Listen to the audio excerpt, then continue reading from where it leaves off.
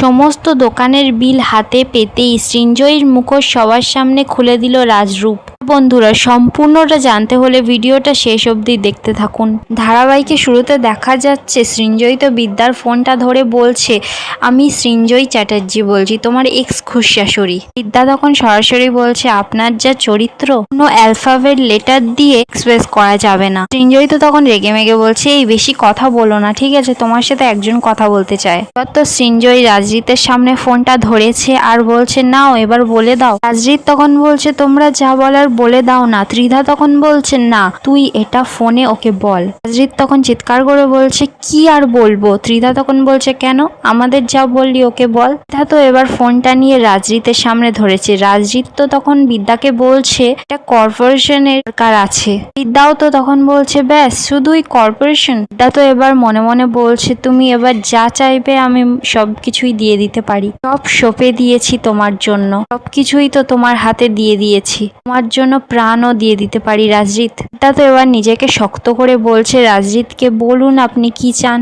রাজজিৎ তো তখন বলছে, আমি একটু কর্পোরেশন চাই, যত তাড়াতাড়ি ডিভোর্সটা হয়ে যাবে ততই ভালো, কারণ আমার সঙ্গে এই সম্পর্কটার কোনো মানে নেই। ত্রিধা তো এবার সঙ্গে সঙ্গে রাজজিতের কাছ থেকে ফোনটা নিয়ে বিদ্যাকে বলছে, শুনেছ তো, কর্পোরেশনের চাইছে, তাতে কিন্তু আমার ছেলের জন্য অন্য একটা নতুন খুব সুন্দর বউ নিয়ে আসতে পারি এই বাড়িতে। বিদ্যা তো তখন সরাসরি বলছে, আপনি চিন্তা করবেন না, আপনি বিয়ের আয়োজন তাড়াতাড়ি শুরু করে দিন। বিদ্যা তো সঙ্গে সঙ্গে এবার ফোনটা লাউড স্পিকারে নিয়েছে, নিয়ে তো এবার রাজজিতের সামনে ধরেছে আর বিদ্যাকে বলছে, কি বলছো আরেকবার বলো। বিদ্যা তো তখন বলছে, হ্যাঁ বিয়ের তোড়জোড় শুরু করে দিন, এখন যে নতুন শুরু হয়েছে না, মেহেন্দি, হলুদ, সঙ্গীত, সবকিছু শুরু করে দিন। দেখতে দেখতে তো আমাদের ডিভোর্সটাও খুব তাড়াতাড়ি হয়ে যাবে মনে হচ্ছে, আমি ঠিক লয়ের সাথে কথা বলে রাখবো। বিদ্যা তো এবার নাটক করতে করতে বলছে, তোমাকে কিন্তু নিমন্ত্রণ করব, এসো কিন্তু। বিদ্যা তো তখন বলছে, আপনি নিমন্ত্রণ করলে যাব না, আপনার ছেলে যদি নিমন্ত্রণ করে অবশ্যই যাব। সঞ্জয় তো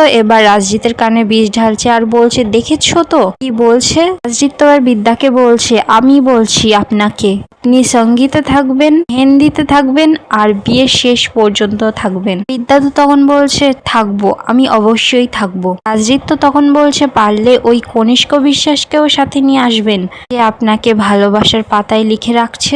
বলে তো রাজজিৎ এবার ফোনটা রেখে দেয়। ফোনটা নিয়ে তো এবার ত্রিধার হাতে দেয় আর বলে, তোমরা খেয়ে নিও, আমার খিদে নেই। অপরদিকে দেখা যাচ্ছে তোরসা আর পিহু তো বিদ্যার বাড়িতে চলে এসেছে। এসেই তো উত্তেজিত হয়ে পড়েছে বিদ্যাকে দেখে আর বলছে, কি হয়েছে মা তোর, শুনলাম নাকি চোটপট পেয়েছিস মাথায়, আর আমি হসপিটালে তো গিয়েছিলাম, এখানে গিয়ে শুনলাম তুই নাকি বাড়িতে চলে এসেছিস, তাই আমি এখানে চলে এলাম। বিদ্যা তো এবার কথাটা ঘোরাচ্ছে আর বলছে, না মা আমার কিচ্ছু হয়নি। আর বিদ্যা পিহুকে বলছে, আরে কাকি তুমি এসেছো, বসো বসো। তোরসা তো কোনো কথাই শুনছে না আর খুব উত্তেজিত হয়ে পড়েছে বিদ্যাকে দেখে। কি হয়েছে তোর, আমাকে বল না। বিদ্যা তখন বলছে, আরে মা আমার কিচ্ছু হয়নি, মাথায় একটু চোট লেগেছে জানো মা, আমি কলেজে যাচ্ছিলাম মিটিং এর জন্য, কেউ যেন পিছন থেকে আমার মাথায় মারলো, তারপর আমি ওখানেই অজ্ঞান হয়ে পড়লাম, তারপর নাকি আমাকে তুলে নার্সিংহোমে নিয়ে যাওয়া হলো, কিন্তু কে আমাকে নার্সিংহোমে নিয়ে গেল সেটা আমি জানি না মা। পিহু তখন এবার বিদ্যাকে বলছে, তাহলে তুমি হসপিটাল থেকে বেরিয়ে এলে কেন বলো। তো এবার কি বলবে, বলছে বেরিয়ে এলাম মানে, কাকি তুমি চা খাবে, চা করি। এই বলে তো বিদ্যা যেই ওখান থেকে চলে যেতে যাবে, পিহু তখন বলছে, কনিষ্ক বিশ্বাসটাকে। বিদ্যা তো কথাটা শুনেই চমকে যায় আর পিহু এবার বিদ্যার কাছে গেছে আর বলছে, তুমি কনিষ্ক বিশ্বাসকে চেনো, কি ওর সঙ্গে কোনো সম্পর্ক আছে, তুমি কি এই ডিভোর্সের পর ওকে বিয়ে করবে। ওর কথাগুলো শুনে বিদ্যা তো পুরো চমকে যায় আর বলছে, কাকি এসব কথা কেন বলছো, কেনই বা বলছো। তো এবার বিদ্যার কাছে গেছে আর বলছে, কারণ আছে এই কথাগুলো বলার, তোর শাশুড়ি আমাদেরকে ফোন করে যা নয় তাই বলেছে, তোর চরিত্র নিয়ে এত কটাক্ষ কথা বলেছে যা শুনলেও পাপ। তোর সাথে এবার বিদ্যাকে বলছে, আচ্ছা তুই আমার মাথায় হাত দিয়ে বলতো, থাক আমার মাথায় না, তোর মরা মায়ের দিব্যিকে বলতো তোর ওই কনিষ্ক বিশ্বাসের সাথে কোনো সম্পর্ক নেই। লোকটা তোর নার্সিংহোমের বিল মেটাচ্ছে, এঙ্গেজমেন্টের রিং দিচ্ছে, এত গিফট দিচ্ছে, পুরো গোটা কফি শপ নাকি বুক করে তোকে কফি খাওয়াচ্ছে, তারপর নাকি তোর নামে পুরো গোটা কলেজ বানাবে। এসবের কি খুব দরকার বিদ্যা? বিদ্যা তো এবার তোষার কথাগুলো শুনে অবাক হয়ে যায় আর বলছে, তুমি এসব কথা বলছো মা? তোমারও কি মনে হয় মা তোমার মেয়ে রাজজিৎকে ছাড়া অন্য কাউকে ভালোবাসতে পারে? তো তখন বলছে, তাহলে বিদ্যা এসব কি হচ্ছে? বিদ্যা তো এবার যখনই কিছু বলতে যাবে তখনই তো এবার বিদ্যার ফোনে তো শ্রাবণ ফোন করেছে। শ্রাবণ ফোন করে বলছে, দিদি ওখানে মা আর কাকিমণি গেছে না? শোন একটা কথা বলি, ওরা যাই বলুক ওদের কথা শুনে তুই মন খারাপ করবি না দিদি। পৃথিবীর কেউ বিশ্বাস করুক বা না করুক, আমি তোকে বিশ্বাস করি। আর আমার পাশে একজন দাঁড়িয়ে আছে, সে তোর ছাত্রী, আর সেও তোকে বিশ্বাস করে। ছাত্রছাত্রীদের মাঝে তোর যে জনপ্রিয়তা, যে বিশ্বাস তোর জন্য, একদম তুই ভেঙে পড়বি না। দেখ, তুই যে কলেজে আসছিলিস সেই খবরটা কিন্তু 4 জনের কাছে ছিল। প্রথম প্রফেসর পিসি, তারপর SM, তারপর প্রিন্সিপাল, তারপর সব থেকে বড় কথা স্বয়ং রাজদেব চ্যাটার্জি। তা তো এবার কথাটা শুনেই বলছে, হ্যাঁ এই কথাটা তো আমার মাথায় আগে আসেনি। শ্রাবণ তো এবার বলছে, হ্যাঁ ওরা 4 জনই এর পিছনে আছে। কখন কলেজে আসছিস, কখন কলেজ থেকে যাবি, সব খবর ওদের কাছে আছে। আর তুই কলেজে যাওয়ার পথেই তো তোর মাথায় আঘাত করা হলো, তাই তো? দাদু তখন জানাচ্ছে, হ্যাঁ। শ্রাবণ তো তখন বলছে, তার মানে এই 4 জনের মধ্যে কেউ না কেউ তো জানতোই, সেই কিন্তু হায়ার করেছে তোকে মারবার জন্য। তারপর ওই কনিষ্কনাকে, তারপর ওর কাছেই খবরটা পৌঁছয়।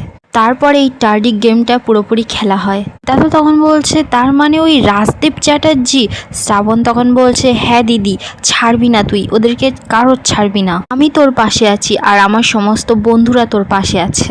যারা এক সময় মদ খেয়েছে, মারপিট করেছে, হ্যাং আউট করেছে, তারা আজকে তোর পাশে দাঁড়াবে। আমি চাই না দিদি একটা ছেলে বিফলে যাওয়া ছেলে তোর শিক্ষা থেকে বঞ্চিত হোক। ওরা বাঁচতে চাই দিদি, আর তোকে বাঁচাতেও চাই। তা তো এবার কাঁদতে কাঁদতে বলছে, ভাই তুই পাল্টে গেছিস, অনেকটাই পাল্টে গেছিস।